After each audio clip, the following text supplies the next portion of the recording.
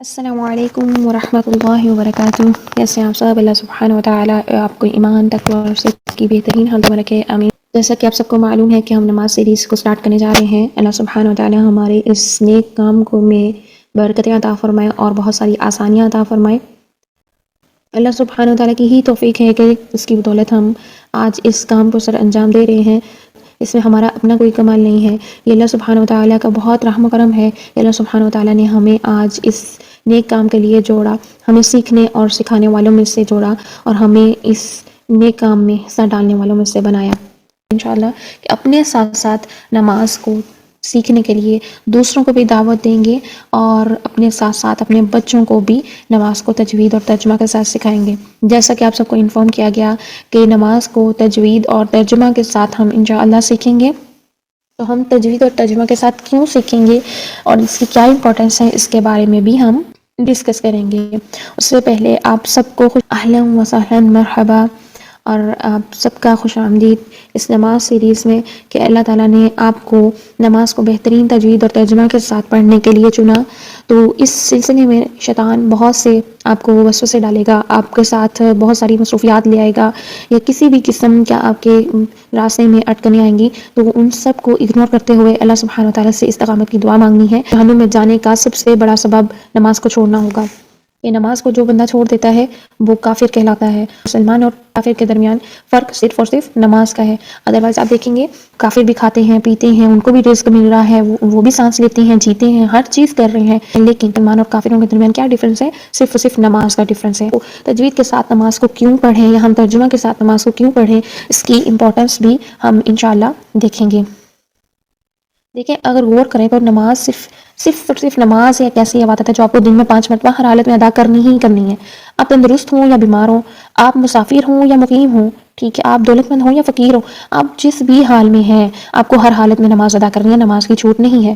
اللہ کے رسول صلی اللہ علیہ وسلم نے اپنی زندگی کے آخری ایام میں جو بہترین اور اہم ترین ہدایات اور وصیتیں اپنی امت کو فرمائی تھیں وہ کیا تھا؟ اس میں نماز شامل تھی۔ آپ صلی اللہ علیہ وسلم نے ارشاد فرمایا الصلاۃ الصلاۃ وما ملکت ایمانکم، لوگوں نماز کا خیال رکھنا، نماز کا خیال رکھنا اور جو تمہارے غلام ہیں ان کا خیال رکھنا۔ جب یہ نماز اتنی زیادہ اہمیت والی عبادت ہے تو اسے کیسے پڑھا جائے، اس کے بارے میں بھی اللہ کے رسول صلی اللہ علیہ وسلم نے ہماری رہنمائی فرمائی ہے۔ اللہ کے نبی صلی اللہ علیہ وسلم نے فرمایا صلو، اے لوگوں نماز ادا کرو، صلو نماز ادا کرو، کما رأیتمونی اصلی، جس طرح تم نے مجھے نماز پڑھتے ہوئے دیکھا۔ یعنی جو طریقہ نبی صلی اللہ علیہ وسلم نے اپنایا، جس طریقے سے نبی صلی اللہ علیہ وسلم نے نماز پڑھی اس طریقے سے سب کو نماز پڑھنا ہے۔ صحابہ کرام رضی اللہ تعالیٰ عنہ نے اللہ کے رسول صلی اللہ علیہ وسلم کو دن میں 5 مرتبہ نماز پڑھتے ہوئے دیکھا تو اسے اسی طرح ایز اٹ از ہم تک پہنچا دیا۔ اب نماز کو تجوید کے ساتھ پڑھنا کیوں ضروری ہے، اس چیز کی طرف ہم چلتے ہیں۔ تجوید کے بارے میں جن لوگوں کو تو علم ہے ان کو اس کی امپورٹنس کا اندازہ ہے کہ تجوید کیا ہوتی ہے، لیکن جنہیں اس چیز کا اندازہ نہیں ہے ان کے لیے تھوڑی سی چھوٹی سی ایگزامپلس رکھوں گی تاکہ آپ لوگوں کو سمجھ آئے کہ تجوید کے ساتھ قرآن کا یا نماز کا پڑھنا کیوں ضروری ہوتا ہے، اس سے کتنے میننگ خراب ہو جاتے ہیں۔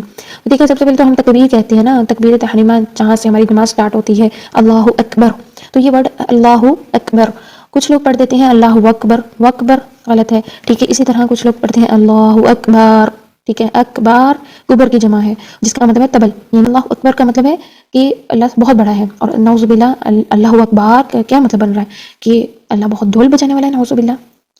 تو کتنا میننگ خراب ہوتا ہے تجوید کے ساتھ نہ پڑھنے سے۔ اسی طرح ہم کہتے ہیں الحمدللہ، الحمد ہا حلوے والی، اگر ہم اس کو گول ہا سے پڑھ دیتے ہیں تو کیا ہے کہ میننگ سارا چینج ہو جاتا ہے۔ الحمدللہ حلوے والی ہا کے ساتھ پڑھیں گے تو تمام تعریفیں اللہ تعالیٰ کے لیے، اگر ہم گول ہا کے ساتھ پڑھیں گے الحمدللہ تو کیا بن جائے گا؟ تمام دعا نعوذ باللہ اللہ تعالیٰ کے لیے ہے۔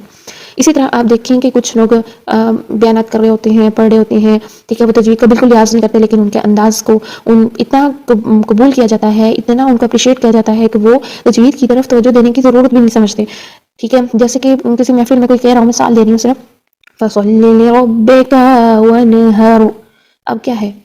فَصَلِّ لِرَبِّكَ وَانْحَرْ، ہاں حلوے والی ہاں، ٹھیک ہے، وَانْحَرْ قربانی دیجیے، ٹھیک ہے، یعنی اے پیغمبر اپنے رب کی عبادت کیجیے اور قربانی دیجیے، ٹھیک ہے۔ لیکن یہاں پر وَانْحَرْ ہر گول ہا سے بول دیا اور ذرا بھی خیال نہیں کیا، تو وَانْحَرْ کا مطلب ہے ڈانٹیے، اے پیغمبر اپنے رب کی عبادت کیجیے اور اس سے ڈانٹیے، نعوذ باللہ، میننگ کتنا چینج ہو جاتا ہے۔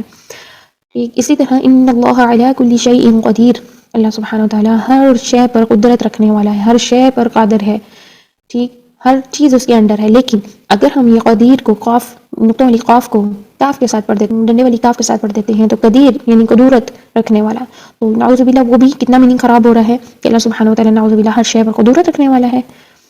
اسی طرح دیکھیے قل هو اللہ احد، قل کہو کہ اللہ ایک ہے، لیکن قل ڈنڈے والی کاف کے ساتھ کھاؤ کہ اللہ ایک ہے، یہ بھی کتنا میننگ خراب ہو رہا ہے۔ تو ہمیں اس لیے تجوید کے ساتھ نماز کو ادا کرنا، بہترین انداز میں نماز پڑھنا ضروری ہے، چونکہ ہماری لینگویج عربی لینگویج نہیں ہے، ہم اردو اسپیکنگ ہے، ٹھیک، تو ہماری جو لینگویج ہے وہ اردو ہے یا کوئی اور لینگویج ہے، تو عربی سیکھنے کے لیے ہمیں تجوید کا پڑھنا ضروری ہے۔ ہم یہ نہیں کہہ رہے کہ ہم عربی زبان بولنے لگ جائیں، لیکن ہم تجوید جب سیکھ جائیں تو اس کے ساتھ ہم اپنی نماز کو درست کریں، قرآن کو صحیح انداز میں تجوید کے ساتھ پڑھیں، چونکہ قرآن عربی زبان میں نازل ہوا اور ہمیں اسی طریقے سے ہی پڑھنا ہے، ٹھیک ہے۔ اس کے بعد آپ دیکھیے کہ اللہ سبحانہ وتعالیٰ نے سورۃ طٰہٰ آیت نمبر 132 میں فرمایا اپنے اہل و عیال کو نماز قائم کرنے کا حکم دیجیے اور خود بھی نماز کی پابندی کیجیے۔ نماز کی اہمیت اتنی زیادہ ہے کہ نماز اسلام کا بنیادی رکن ہے، اس کے بغیر کوئی مسلمان نہیں ہو سکتا۔ نبی صلی اللہ علیہ وسلم نے فرمایا اسلام کی بنیاد 5 چیزوں پر ہے، کلمہ طیبہ، نماز، روزہ، زکوٰۃ اور حج۔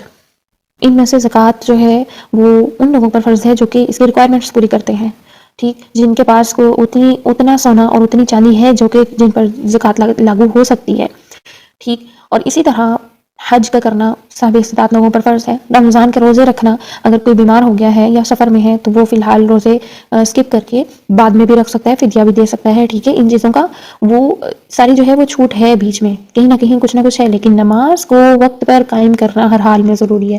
کوئی بھی آپ کے ساتھ معاملہ ہے آپ کو پڑھنی ہی پڑھنی ہے، آپ سفر میں ہیں تو قصر نماز پڑھیے، آپ بیمار ہیں تو لیٹ کر بھی پڑھ سکتے ہیں، ٹھیک، نماز کا چھوڑنا بالکل بھی جائز نہیں ہے۔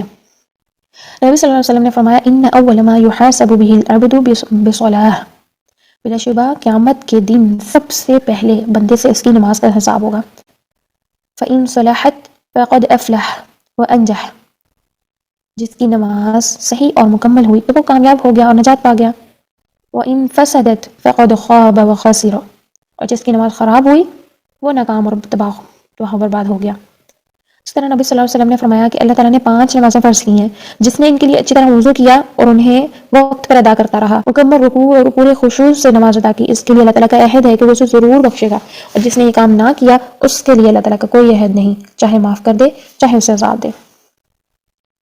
اسی طرح نبی صلی اللہ علیہ وسلم نے یہ بھی فرمایا الصلوات الخمس کفارات لما بینہن، 5 نمازوں کی پابندی آدمی کے تمام صغیرہ گناہوں کو مٹا دیتی ہے۔ اس طرح نبی صلی اللہ علیہ وسلم نے ایک اور جگہ ارشاد فرمایا جعلت قرۃ عینی فی الصلاۃ، میری آنکھوں کی ٹھنڈک کا باعث نماز ہے۔ اسی طرح جو لوگ نماز ادا نہیں کرتے وہ قیامت کے دن قارون، حامان، فرعون اور ابی بن خلف کے ساتھ ہوں گے۔ نبی صلی اللہ علیہ وسلم نے ارشاد فرمایا جس نے نمازوں کی حفاظت کی قیامت کے دن یہ نماز اس کے لیے نور، دلیل اور نجات کا سبب ہوگی، اور جس نے ان کی حفاظت نہ کی اس کے لیے قیامت کے دن کوئی چیز دلیل، نور اور نجات کا سبب نہیں ہوگی، اور وہ شخص قارون، حامان اور فرعون اور ابی بن خلف کے ساتھ ہوگا۔ جنتی لوگ جب جہنم میں جانے والے اپنے دوستوں سے جہنم میں جانے کا سبب پوچھیں گے تو وہ جواباً کیا کہیں گے؟ وہ کہیں گے قالوا لم نک من المصلین، ہم نماز نہیں پڑھتے تھے، ہم نماز ادا نہیں کرتے تھے۔ تو کتنا کبیرہ گناہ ہے کہ جس کی نماز نہیں ہے اس کا کچھ بھی نہیں ہے۔ نماز کا پڑھنا ہر حال میں فرض ہے، اور اگر ہم نماز کو تجوید کے ساتھ نہیں پڑھتے تو میں نے آپ کو بتایا کیسے میننگز خراب ہوتے ہیں۔ اب باتیں ہیں کہ ہم نماز کو ترجمے کے ساتھ کیوں پڑھیں، کیوں آنا چاہیے ہمیں ترجمہ؟ دیکھیں جب ہم اپنی لینگویج میں کسی کے ساتھ کوئی بات کرتے ہیں، ہمارے اس کے ساتھ بات کرنے کے ساتھ ساتھ ہمارے ایکسپریشنز ہو رہے ہوتے ہیں، ہمارے احساسات، ہمارے جذبات، ہمارے پیشنز، جو بھی ایموشنز ہیں ہمارے وہ ظاہر ہو رہے ہوتے ہیں۔ ہم دل سے، اپنے دل و دماغ سے، پورے ہوش و حواس میں کسی سے بات کر رہے ہوتے ہیں، کسی سے کچھ مانگنا ہو، کسی سے کچھ کہنا ہو، کسی سے اپنی بات منوانی ہو، کسی کی تعریف کرنی ہو، اس سب کے لیے ہم دل اور دماغ دونوں سے کانشیس ہو کر اس شخص سے بات کر رہے ہوتے ہیں۔ اس کے ساتھ ساتھ ہمارے ایموشنز شو ہو رہے ہوتے ہیں، ہمارے ایکسپریشنز شو ہو رہے ہوتے ہیں۔ لیکن اگر ہم نماز کو صرف اور صرف عربک میں پڑھتے ہیں تو یہ عادتاً پڑھنا ہوگا، ہمیں معلوم ہی نہیں ہے کہ ہم اپنے اللہ سبحانہ وتعالیٰ سے بات کیا کر رہے ہیں۔ ہم نماز جو ہے وہ اللہ تعالیٰ سے بات کرنے کا ذریعہ ہے، تو بات کیسے ہوگی جب ہمیں پتہ ہی نہیں ہے ہم کون سی لینگویج میں بات کر رہے ہیں، ہم کیا بات کر رہے ہیں؟ تو نہ تو ہمارے ایکسپریشنز ہوں گے، نہ ہمارے ایموشنز ہوں گے، کوئی ہمارے جذبات نہیں، کوئی احساسات نہیں، کوئی ہماری تڑپ نہیں، کوئی لگن نہیں، تو کس طرح سے ہمیں خشوع و خضوع آئے گا؟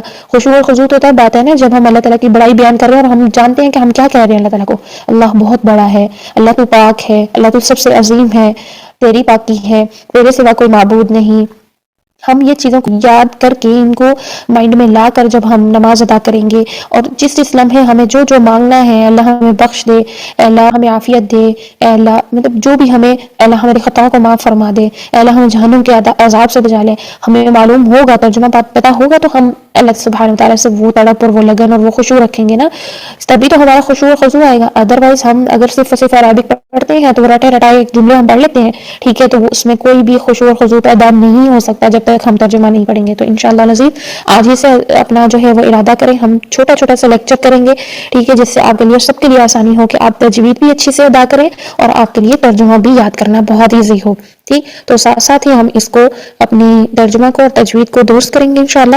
کوئی بھی مشکل آپ کو پیش آئے، آپ کمنٹ باکس میں ضرور لکھیں کہ یہ پرابلم ہو رہی ہے، لیکچر بڑا ہو رہا ہے، یا کہ کہاں پر سمجھ نہیں آ رہی ہے، وہ تمام چیزیں آپ وہاں پر ڈسکس کر سکتے ہیں انشاءاللہ۔ جیسے ہی میں آپ کا کمنٹ پڑھوں گی ضرور اس کے لیے پروسیسنگ کروں گی۔ اب چلتے ہیں کہ عورت اور مرد کی نماز میں کیا فرق ہے۔ یہ ایک بڑا سا سوال آ جاتا ہے اور بہت سارے اختلافات پائے جاتے ہیں اس میں۔ تو اس اختلافات سے بچنے کے لیے، اس اختلافات کو ختم کرنے کے لیے ہمارے پاس نبی صلی اللہ علیہ وسلم کی حدیث موجود ہے کہ نبی صلی اللہ علیہ وسلم نے فرمایا صلو کما رأیتمونی اصلی، نماز اس طریقے سے پڑھو جس طرح تم نے مجھے پڑھتے دیکھا ہے۔ اب یہاں پر سوال یہ پیدا ہوتا ہے کہ نبی صلی اللہ علیہ وسلم نے عورتوں کی طرح نماز پڑھ کے تو نہیں دکھایا کہ عورتیں ایسی نماز پڑھیں، یا مردوں کے لیے الگ نماز پڑھ کے تو نہیں سکھایا کہ مرد اس طریقے سے نماز پڑھیں۔ یہاں تو نبی صلی اللہ علیہ وسلم کہہ رہے ہیں صلو کما رأیتمونی اصلی، جس طرح سے تم نے مجھے نماز پڑھتے دیکھا اس طرح سے نماز پڑھو۔ یہاں تو نہیں کہہ رہے ہیں کہ یہ طریقہ عورتوں کا ہے یا یہ طریقہ مردوں کا ہے۔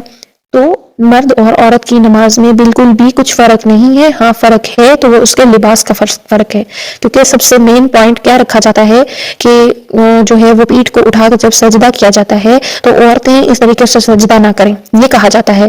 یہاں پر بھی ڈفرینس پایا جاتا ہے، بہت بڑا جو ڈفرینس پایا جاتا ہے وہ مین یہاں پایا جاتا ہے کہ سجدہ اس طریقے سے نہیں ہوتا، بلکہ عورت جو ہے وہ بیٹھے بیٹھے ایسا سجدہ کرے، اپنا جو ہے وہ پیٹ وہ رانوں کے ساتھ لگائے اور اس طریقے سے جی اکٹھی ہو کر سجدہ کرے، ایسا نہیں ہے۔ عورت اور مرد کا سجدہ بھی سیم ہے۔ کیسے کہ اس میں جو سوال اٹھتا ہے وہ یہ کہ عورت کا جو ہے وہ سطر واضح ہونے کا اندیشہ ہوتا ہے، تو جب ہم لباس ہی عورت کا ہمیں لباس ہی عورت کا یہ بتایا گیا کہ بڑی چادر کے ساتھ اپنے پورے جسم کو ڈھانپ لے، تو پھر عورت کے سطر کے ننگا ہونے کا یا اس کے واضح ہونے کا کوئی سوال پیدا نہیں ہوتا، ٹھیک ہے۔ نماز میں کوئی فرق نہیں ہے، لباس میں فرق ہے۔